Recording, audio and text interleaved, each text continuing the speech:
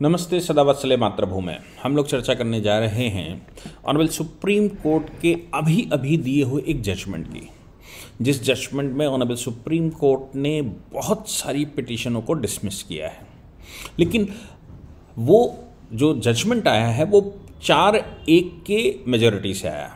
अब हमको ये समझना होगा कि आखिर सुप्रीम कोर्ट ने वो क्या कर दिया जो उनको नहीं करना चाहिए था, जिस पर लगातार सरकार स्ट्रेस कर रही थी और ये कह रही थी कि साहब आपका जुरिडिक्शन नहीं बनता, आप इकोनॉमिक पॉलिसीज़ में, सरकार की इकोनॉमिक पॉलिसीज़ में इंटरवेंशन नहीं कर सकते। है क्या कि सरकार की जो पॉलिसीज़ हैं उनमें इकोनॉमिक पॉलिसी की जब बात करते हैं तो लोकसभा का प्योर डोमेन बनता है, यहाँ तक कि राज्यसभा का भी नहीं बनता। राज्यसभा से मतलब है जब मैं मनी बिल की बात करता हूँ, जब मैं बिल की बात करता हूँ, धन विधेयक की बात करता हूँ, तो धन विधेयक के मामले में लोकसभा को एक्सक्लूसिव राइट है, क्योंकि सरकार जनता ने चुनकर भेजी है और जनता को हर 5 वर्ष में जो इकोनॉमिक पॉलिसी सरकार की है उस पर जवाब देना होता है।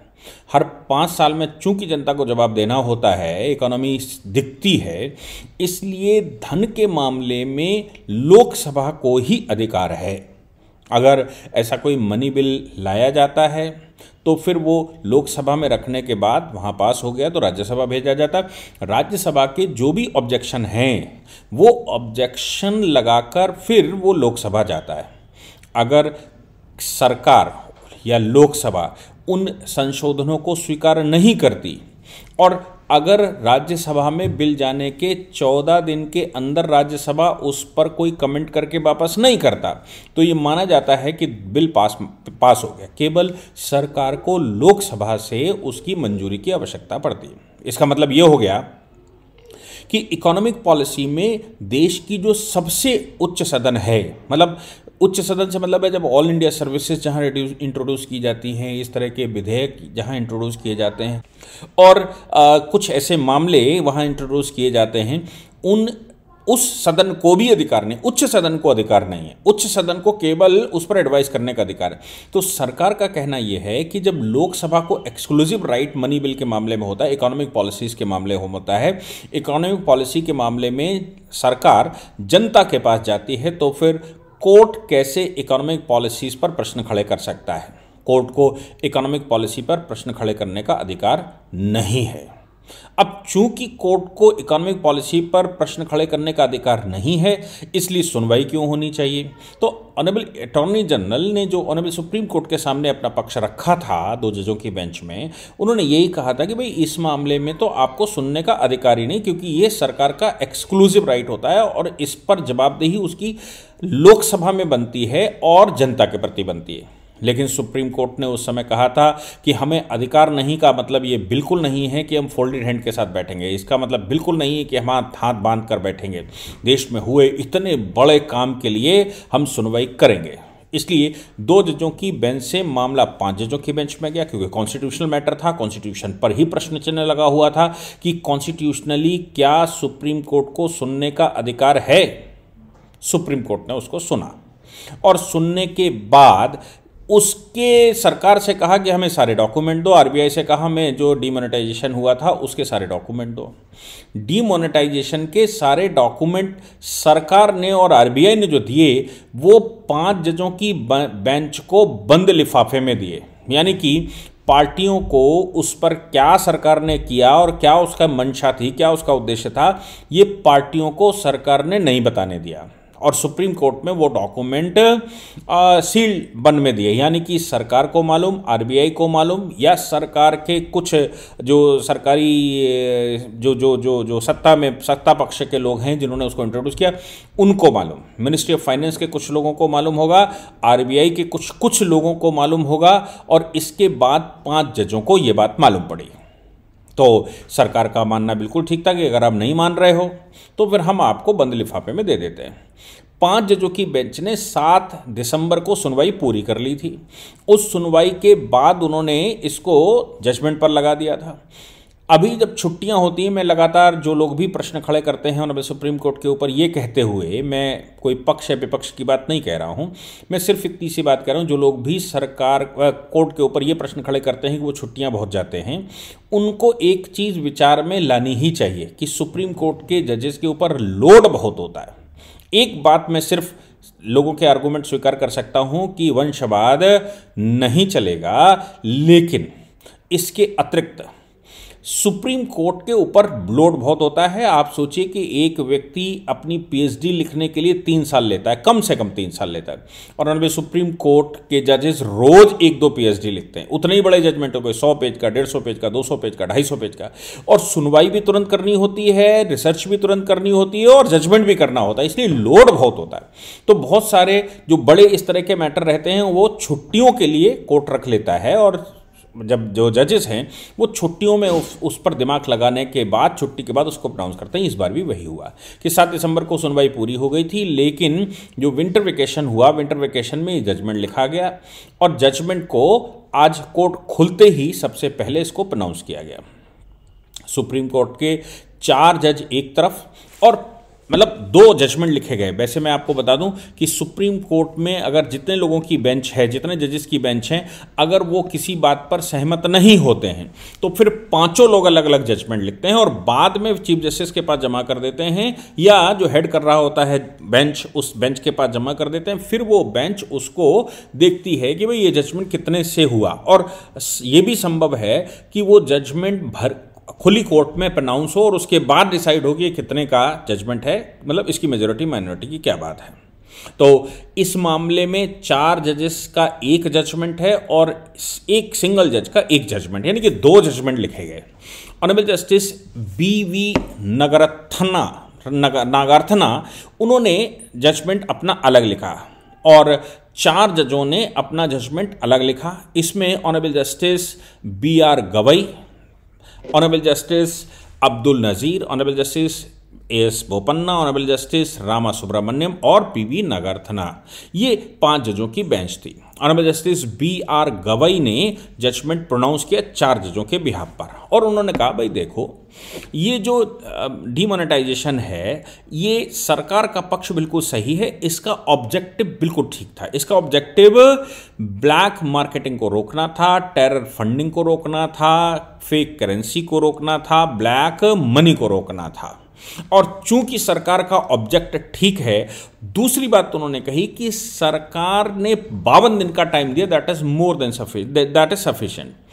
जो आर्गूमेंट था पिटिशनर का वो ये था कि साहब केवल 52 दिन का टाइम दिया आपने, और कुछ एक्सेप्शनल केसेस में ज़्यादा टाइम दिया, जैसे विदेशों में लोग हैं, NRIs हैं, उनको ज़्यादा टाइम दिया, लेकिन आपने इन जनरल 52 दिन का टाइम दिया जो सफिशिएंट नहीं था।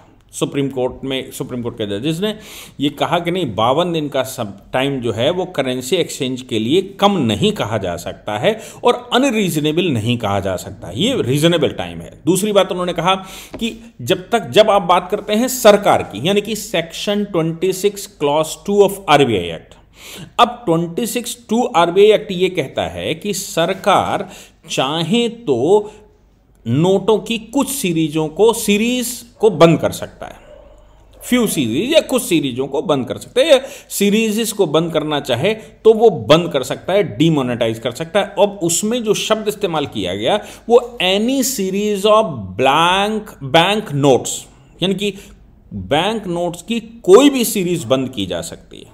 अब ये कोई भी सीरीज का इंटरप्रिटेशन केवल करना है।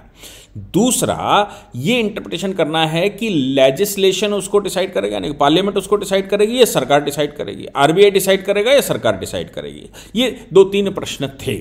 तो सबसे पहली बात तो सेक्शन 26 क्लॉज 2 RBI एक्ट में जो any series of bank notes की बात कही गई है, उसमें कोर्ट ने कहा एनी सीरीज का मतलब इसको डिमिनिश नहीं देखा जा सकता, उसको शॉर्ट में नहीं देखा जा सकता। We have to do an interpretation in case of economic policies in a whole way, यानी कि हमको वो बड़े सोच रखते हुए इसका इंटरप्रिटेशन करना चाहिए, इसको रेस्ट्रिक्टिव इंटरप्रिटेशन नहीं करना चाहिए, इसका रेस्ट्रिक्टिव मीनिंग भी नहीं है। In any series it's include all series, उन्होंने कहा कि एनी सीरीज में कोई भी सीरीज शामिल हो सकती है। दूसरा उन्होंने कहा कि delegation of power to the central government, and central government is answerable to the parliament, and central government is answerable, जो बहुत महत्वपूर्ण बात है, central government is answerable to the citizen of country. Central government is answerable to the parliament and central government is answerable to the citizen of India. Yes, citizen of the country. That is why in this case, the decision of the central government to demonetize 500 and 1000 rupees notes is valid. इसलिए इसको parliament में जाए और parliament से कानून पास हो, यह आवश्यक नहीं है. क्यों? क्योंकि मैंने जैसे आपको शुरू में ही कहा था, हालांकि जजमेंट अभी हाथ में नहीं लगा है, केवल प्रोनाउंसमेंट हुआ है, अभी वो पब्लिश होगा तब पता लगेगा अंदर क्या है. लेकिन मेरा मानना यह है कि इकोनॉमिक पॉलिसी में जब राज्यसभा को भी हमने अधिकार नहीं दिया, तो फिर केंद्र को, फिर हम और बाकी को कैसे दे सकते थे? तो सुनवाई ही नहीं होनी चाहिए. फिर भी सुनवाई की, तो कोर्ट ने इस मामले में यह कहा कि भाई हम सुनवाई तो करी हमने. क्यों? क्योंकि हमें उस पर लॉ देखना था. यही बात ऑनरेबल जस्टिस BV नगरथना ने कही, और उन्होंने ये कहते हुए वो ये कह रही थी कि हमें ऑब्जेक्ट पर समस्या नहीं है, ऑब्जेक्टिव इज वैलिड, लेकिन हमें लीगल ग्राउंड्स पर समस्या है. तो basis of objective, we are not challenging it, we are not giving the decision on the basis of the objects, but we are declaring it on the basis of legal grounds, and that is why it is illegal, मतलब unlawful है. उन्होंने कहा कि legal grounds पर अगर बात कहें तो अनलॉफुल है, हम अगर बेसिस की बात करें, ऑब्जेक्ट की बात करें, तो फिर भाई ठीक है. डिमोनेटाइजेशन का मामला, और वो ये कहती हैं, जो मैंने आर्गुमेंट पीछे कहा कि 26(2) RBI एक्ट ये कह रहा है कि एनी सीरीज, तो उन्होंने कहा कोई सीरीजें बंद कर सकती है सरकार, लेकिन सभी सीरीजें एक साथ बंद करना, ये सरकार के पास पावर 26(2) में नहीं है. इसके लिए सरकार को RBI की रिकमेंडेशन लेनी चाहिए, इसके लिए सरकार को ये उठाकर पार्लियामेंट में लाना चाहिए था, पार्लियामेंट से अप्रूवल लेने के बाद इसको करना चाहिए था. जबकि 4 जज ये कह रहे हैं कि अगर पार्लियामेंट का अप्रूवल की बात आएगी, चूंकि ये सीक्रेट प्लान था, चूंकि इसको एक्सप्लेन नहीं किया जा सकता था, देश को नहीं बताया जा सकता था, तो फिर ये इसलिए सरकार इसको कर सकती है, वो आंसरेबल है. ये कह रही हैं ऑनरेबल जस्टिस BV नगरथना, वो ये कहती हैं कि नहीं, सरकार अगर इसको छुपाकर करना चाहती तो at least they can do by the ordinance. Article 123 में कर सकती थी कि वो पार्लियामेंट ना जाकर ऑर्डिनेंस ला सकती थी. तो सरकार ना तो ऑर्डिनेंस लाई और ना ही वो पार्लियामेंट गई. इसलिए इस पर ये जो लीगल प्रोसीजर अडॉप्ट किया गया, दैट इज नॉट लॉफुल. बात उनकी सही है, लेकिन इसमें 2-3 प्रश्न मैं समझता हूं कि ऑनरेबल कोर्ट के जजमेंट में ये बात सामने दिखाई पड़ेगी. इस पर उनको जरूर उन्होंने एड्रेस किया होगा. इस पर 2-3 बातें और हैं. वो 2-3 बातें ये हैं कि अगर 26(2) RBI एक्ट में कोई सीरीज, किसी नोट की कोई सीरीज को डी सीरीज करने का, डीमोनेटाइज करने का अधिकार है, तो ये और गंभीर बात है कि मुझे लगता है कि इसमें ये संशोधन करना चाहिए 26(2) में कि they may have a power to demonetize all series. They cannot demonetize only 1 or 2 series. इसलिए मैं कहता हूं कि ये जो आपने सपोज 1000 सीरीजों के नोट पड़े हुए हैं, आपने 2 सीरीजें उसमें बंद कर दी और ये कहा कि हम इसको डीमोनेटाइज करते हैं, क्या वो नोट वापस आ जाएंगे? वो नोट तो मार्केट में चलते रहेंगे. अब सामान्य व्यक्ति क्या जाने कि भैया कौन सा नोट डीमोनेटाइज है, कौन सा है? क्या वो सीरीज देखकर लेन देन करेगा? वो तो नोट मार्केट में चला गया, चल जाएगा. और सरकार उसको कह रही कि हमने डीमोनेटाइज कर दिया, तो डीमोनेटाइज, ये तो और गंभीर बात है. फिर नोट भी मार्केट में रहेगा और डीमोनेटाइज भी है. वो नोट मार्केट में भी है और डीमोनेटाइज भी है. हालांकि तर्क उसका ये एक्ट का ये है कि अगर उन किसी सीरीज की डुप्लीकेट सीरीज बन गई है तो वो सीरीज बैन की जा सकती है. लेकिन भैया आप जनता को कैसे करेंगे? तो फिर यू कैन या you must have to, you may do so, but you must have to demonetize all series of a particular amount, particular note. तो 1000 का है तो पूरा बंद कर दिए, 500 का पूरा बंद कर दिए, 2000 का पूरा बंद कर दिए. इससे तो बात समझ में आती है कि सारी सीरीजें हमारे पास वापस आ जाएंगी. लेकिन कुछ सीरीजें डीमोनेटाइज करके तो वो सिचुएशन वैसी रहेगी. और यही कारण था कि कुछ सीरीजें डीमोनेटाइजेशन होती रही होंगी और जब सरकार के पास नोट जमा हुए तो फिर वो मालूम पड़ा जितना करेंसी चलन में है उससे ज्यादा अमाउंट के नोट आ गए. ऐसा लोगों का आरोप है। सही क्या गलत क्या पता नहीं, लेकिन ऐसे लोगों का आरोप है कि सरकार का कहना यह है, उनका कहना है कि सरकार का कहना यह है कि भाई जितने नोट चलन में होने चाहिए ऑन पेपर्स उससे ज़्यादा मार्केट में है। मुझे लगता है जितनी सीरीजें डिमोनेटाइज की होंगी वो सारी सीरीजों के नोट मार्केट में होंगे, उसका जितना करेक्शन कर सकते थे उतना किया होगा, और उसके डुप्लीकेट नोट भी मार्केट में होंगे निश्चित रूप से। अगर 1000 के नोट की 20 सीरीजें डुप्लीकेट बन गई तो वो डुप्लीकेट भी मार्केट में है, ओरिजिनल भी मार्केट में है, और अगर उसको डिमोनेटाइज किया तो कितने नोट वापस आ जाएंगे? 1 आध 2 गड्डी, 3 गड्डी, 5 गड्डी, लेकिन वो तो करोड़ों की संख्या में नोट छपता है, इसलिए ये तो और गंभीर बात है। दूसरी बात जो उन्होंने कही ऑनरेबल जस्टिस नागार्थना ने, उनका कहना था कि ये जो प्रोसीजर अडॉप्ट किया गया है ये ठीक नहीं है, इसमें सरकार को या तो ऑर्डिनेंस लाना चाहिए या लेजिस्लेशन के पास जाना चाहिए, और आरबीआई का पार्टिकुलर प्रोसीजर अडॉप्ट किया जाना। इस बात को लेकर सुप्रीम कोर्ट के 4 जजों की बेंच ने कह दिया कि भाई ठीक है, क्योंकि सरकार पार्लियामेंट के प्रति जवाबदेह होती है और सरकार जनता के प्रति भी जवाबदेह होती है, और हर 5 साल में वो अपना हिसाब किताब लेकर जाती है, इसलिए इसको ऐसा नहीं कहा जा सकता। मुझे लगता है बस एक ही बात जो ऑनरेबल कोर्ट के सामने थी, और वो ये थी, क्या कोर्ट इकोनॉमिक सीरीज को या इकोनॉमिक डिसीजन को सरकार के सुप्रीम कोर्ट में या किसी कोर्ट में चैलेंज किया जा सकता है? अभी तक की जितनी रूलिंगें हैं उनमें सब में ये कहा गया है कि नहीं, इकोनॉमिक डिसीजन को, इकोनॉमिक पॉलिसीज़ को कोर्ट में चैलेंज किया ही नहीं जा सकता कि क्या सही और क्या गलत। इसलिए इस पूरे प्रकरण में जो कोर्ट करना चाहती थी वो ये थी कि हम आपको अपने मातहत लेकर आएंगे, हम सुनवाई कर सकते हैं, क्योंकि 5 जजों की बेंच अगर ये डिसीजन दे देती कि सुनवाई कर ही नहीं सकते तो आगे के लिए भी रास्ता बंद हो जाता है। यानी कि कोर्ट ने अपने दरवाजे इस जजमेंट से खोल लिए हैं कि वो इकोनॉमिक पॉलिसीज़ को भी रिव्यू कर सकते हैं, फोल्डेड हैंड नहीं बैठ सकते, ऐसा कहा।